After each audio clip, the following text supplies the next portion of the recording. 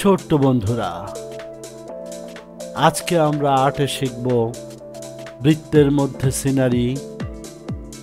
2 নম্বরে শিখব সানফ্লাওয়ার অঙ্কন এবং 3 নম্বরে শিখব পাইনঅ্যাপেল।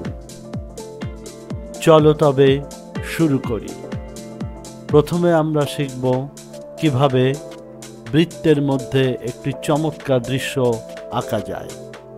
তোমরা খাতা কলম নিয়ে বসো এবং ভিডিওটি খুব সুন্দরভাবে দেখো এবং নিজের খাতায় নিজে নিজে করার চেষ্টা করো। দেখবে খুব সুন্দর ছবি আঁকতে পারছো।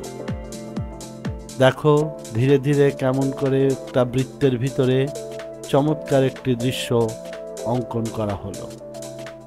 তোমরা নিজেরা চেষ্টা করতে ভুলো না। ছবিটি আঁকার পর সুন্দর করে রং করবে। 2 নম্বরে আসছে আমরা সানফ্লাওয়ার। একটি কাগজের উপরে পেন্সিলের আঁচড়ে কিভাবে সুন্দর করে একটা সানফ্লাওয়ার আঁকা যায় তা তোমরা দেখতে পাচ্ছ। তোমরা নিজেরা প্র্যাকটিস করবে এবং ছবিটি আঁকার পরে সুন্দর করে রং করবে। দেখবে খুবই সুন্দর লাগছে। হয়ে গেল সানফ্লাওয়ার।